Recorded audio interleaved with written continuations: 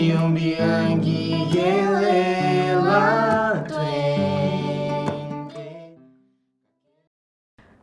Então, no início das nossas atividades, quando eu me lembro, como era filha de professora, havia uma exigência grande em casa da gente se dar, né, fazer o básico, né, para conseguir uma nota regular para cima. Tinha que ser bom, muito bom no boletim.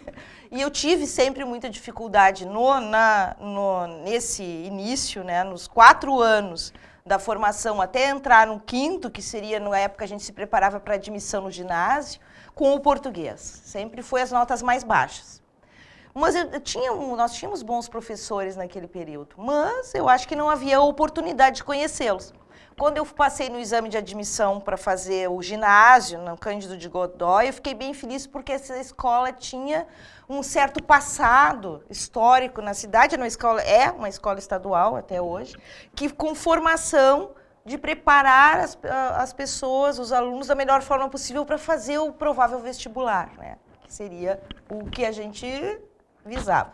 Não se tinha ideia nesse momento, eu não tinha nenhuma, né? Com 12 para 13 anos, quando saí, na realidade eram 11 anos quando eu saí do primário, né? Para entrar nesse exame de admissão e ter professor particular para passar no exame, que era difícil, né? A gente precisava investir em alguma coisa nossa. Mãe professora, né? Controlando, olha, estuda mais isso e aquilo. E o meu gosto pessoal, a minha facilidade era com a área da ciência exatas, né? A matemática, a geografia, coisas assim que não tinha nada a ver com português e literatura. Leitura nem pensar. Os livros que eu li eram por obrigação, por necessidade de talvez fazer uma resenha, né? E melhor. Então o meu português era falho, de todos os aspectos. Quando encontrei o professor nessa escola, ele era afável, dinâmico, chegava na aula sorrindo, era jovem, né? Para todas as alunas eram jovens, mais ou menos na faixa etária, era diferente dos demais professores mais austeros, né? Era muito exigente, bastante exigente conosco, dava as atividades, cobrava, né, na próxima aula tem tal coisa e vocês não esqueçam. E a gente ficava naquela obrigação, então, de cumprir a atividade até o próximo encontro. Então, a gente notava que havia segurança no falar, né? O aluno sempre sente isso, uma coisa que no futuro a gente ia, com o tempo, aprendendo, né? O magistério não estava em mim no período. Nem imaginava, né, ter que lecionar algum dia, até pelo contrário, achava que não tenho condições de fazer isso. Mas, com o contato dele, o que aconteceu? Eu me vi na obrigação de ler mais, eu me vi na obrigação de exigir mais de mim, né? Isso. E aí havia alguns exercícios práticos em sala de aula e ele questionava, né, por que não pode ser assim e assado, e nos dava, leia isso, faça assim. E devolvia esses nossos exercícios, crônicas, qualquer coisa que a gente escrevia, com observações. E essas observações eu nunca esqueci porque eram muito positivas para nós, né? Eram positivas no sentido, você está no caminho certo, quem sabe você lê esse autor, né? Pode ser que no futuro, né? Ele nunca dizia tá ruim. Então a gente achava que isso nos colocava à disposição de tentar algo novo. E foi bem isso que aconteceu, né? Como ele ficou conosco, acho que uns 3 anos, 4 anos nas turmas, a gente saía, o professor voltava, a gente ficava contente, porque ele fazia uns exercícios práticos para nos colocar, eu acho, relaxados em sala de aula, para ele poder ensinar, né, o básico do português. E eu acabei aos poucos entendendo o que seria essa dentro da minha vida, que eu não tinha nenhuma perspectiva do que fazer, claro, né, numa profissão a seguir, o que vou estudar, que tipo de carreira, né? Naquele tempo, 13, 14, 15 anos, era difícil. Tá? Até entrar no 2º grau e pensar assim, o que eu vou fazer? A minha tendência seria fazer o que se chamava na época o clássico. E eu acabei indo para a área científica, fiz o científico. Dentro do científico, tudo por causa da fascinação que eu tinha por matemática, química, física, tudo que tivesse cálculo. Tá? Aí eu pensei assim, lá dentro do científico, é difícil, na época a minha tendência seria fazer arquitetura, até porque eu gostava dessa área, né? Achava interessante. Eram poucas as faculdades de arquitetura dentro do estado na época. Aí eu pensei, bom, o que que eu poderia me preparar então e pensar em fazer? Gostava já de planejamentos, de espaços, e isso eu fazia quando era aluna do primário. As professoras me procuravam para ajudá-las naqueles planos de ensino e montar as capas. E eu planejava o texto que ia na capa, os desenhos eu fazia, eu tinha muita facilidade com a área de desenho. Aí eu pensei, mas tem um lugar que eu poderia ir que seria fazer diagramação. Aí eu fui pesquisar o que que era diagramação naquela época. Aí que eu fui parar, né? Ah, mas dentro da faculdade de jornalismo da época existia disciplinas. 4 anos dessa formação, 2 preparavam para a parte prática do jornalismo, que era montar as páginas, dispor as fotos nas páginas, né? Montar, especificar local e tudo. Eu disse, vou para a área de jornalismo. Fiz vestibular para o jornalismo, passei em jornalismo. E fui parar numa redação de jornal, ainda como estagiária, fiquei alguns anos lá pensando, é isso, e acabei adotando como profissão o jornalismo. Né? Sempre na área visual do jornalismo, do planejamento gráfico. E durante esse processo, já tinha uns 8, 9 anos que eu estava lá, e 3 vezes o professor entrou na redação. E foi muito satisfatório. Porque eu disse, e ele, né, procurando provavelmente alguém conhecido, eu levantei, abracei, ele me reconheceu depois, já devia ter passado uns 10 anos, né? A gente muda mais, ele não tinha mudado, né? Na vida adulta, e o rosto dele era sempre o mesmo, né? Da forma como ele entrava para dar aula, sorrindo, aquele olhar tranquilo, sereno e passando segurança para as pessoas. Aí, por que o senhor está fazendo aqui? Eu vim conversar com o pessoal do 2º caderno. Só aqui do lado, de fato, eu trabalhava bem próximo ao pessoal do 2º caderno. Ele já estava sempre levando uma obra nova, algum texto novo, sempre vinculado ao movimento tudo que tinha a ver, na época, nos colocava muito, que não era comum essa aproximação de raças, né? Não era como hoje, que se falar na palavra negro, né? É pejorativo. Não, né? Na época que essa palavra era uma palavra contumaz, né? E claro que a gente não tinha alguns personagens que nos motivassem que fossem negros, realmente, era difícil. Nós tínhamos professores, colegas de trabalho, como a gente tem até hoje, mas não era pejorativo, né? O negro era bem visto até, depois íamos passar por uma fase mais difícil. Mas naquela época a proximidade dele, a forma de sorrir, os gestos com as mãos, que isso o aluno cuida muito, que depois, mais tarde, quando, né, fui convidada para ser professora e eu não percebia isso. E a gente, com o tempo, acaba descobrindo que o gesto faz parte da pessoa. E ele tinha um ritual muito dinâmico com as mãos. Né? Tanto que as alunas diziam, como o professor consegue, as colegas, né, consegue se expressar tão bem, uma coisa que a gente não entendia bem, e agora ele explica de forma tão tranquila. Aí nós tínhamos aquelas aulas e a gente sempre lembrava. Lembro do Maria Fumaça, Café com Pão, Maria Fumaça? Nós fazíamos uma interpretação do texto do autor com algumas colegas lendo falas e simulando um jogral. Né? Na época era bem comum isso em sala de aula. E ele investia nas palavras, vocês precisam usar o tom tal, e fazia os gestos. E a gente reparava nisso, né? Porque não eram todos os professores que tinham essa proximidade com os alunos. Ele era afável, dinâmico, né? E aquele sorriso cativante. Aí eu fui lá, abracei, disse, professor, venha conhecer onde é que eu estou hoje. Mas tu acabou? Ele se surpreendeu, né? Porque na época não tinha essa vocação forte.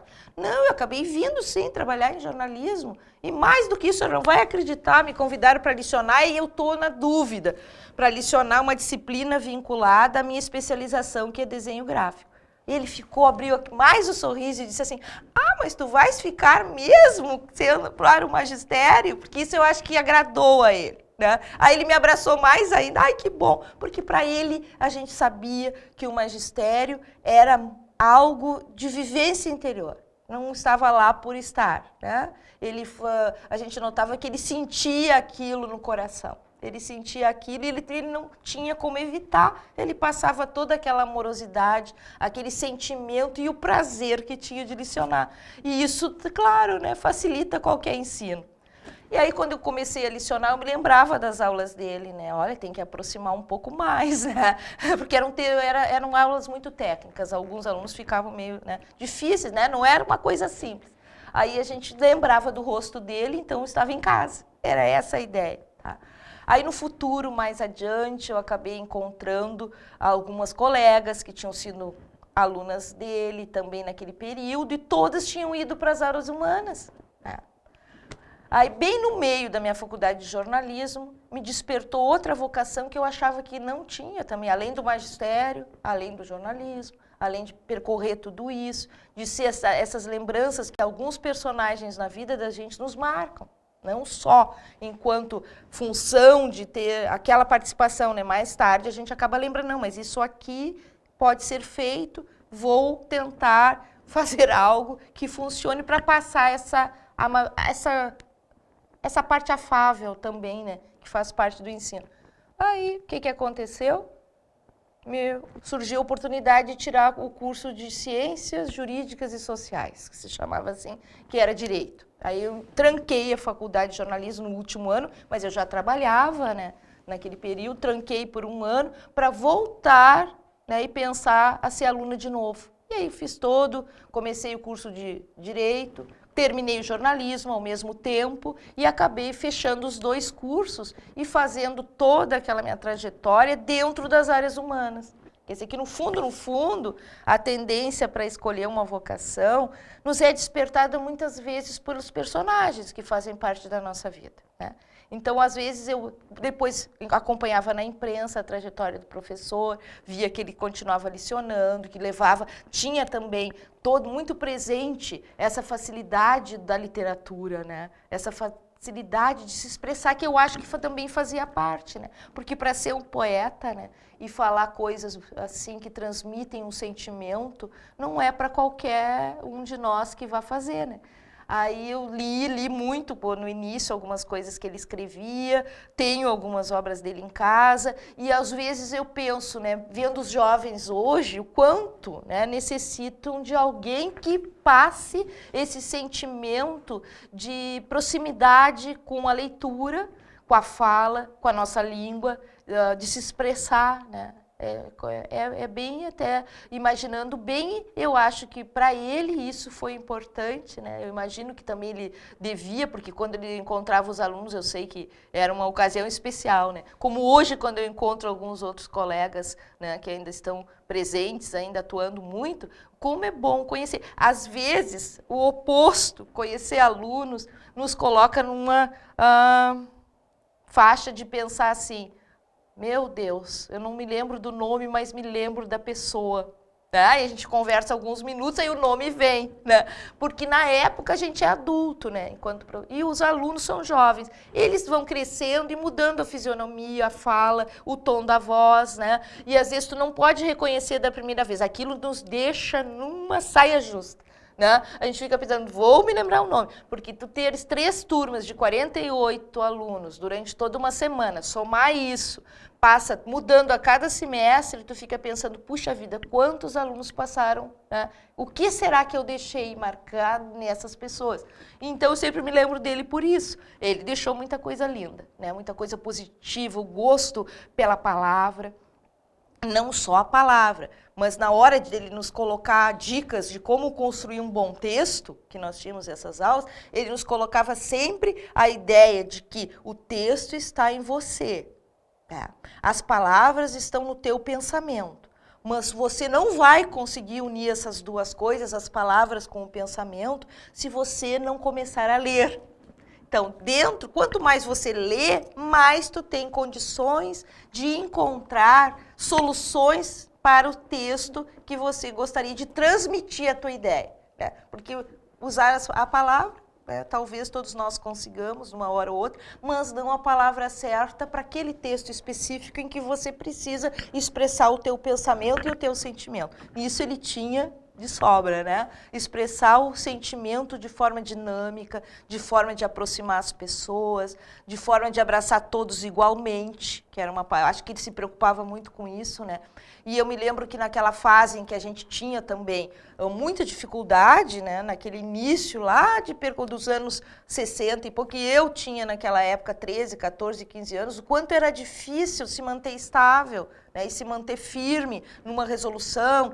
Eu preciso fazer essa prova, eu tenho que me preparar, eu preciso construir uma crônica que eu tenho que entregar para o professor. Eu tenho que pensar onde eu vou conseguir subsídios. É óbvio que tem que ler. Ele sugeria a boa leitura. Olha, vocês precisam ler isso. Naquela fase a gente não tinha essa tendência obrigacional, né? Mas a gente via o quanto era interessante os textos que ele trazia para a sala de aula e nos sugeria a leitura. Não era nada imposto, através de uma brincadeira, através de um jogral, através de uma leitura em partes, cada aluno lia um pedacinho, né, para sentir o tom da voz e entrar no personagem da descrição que ele trazia. Então, isso no futuro, para mim, serviu muito. Eu comecei a fazer isso em algumas situações, né?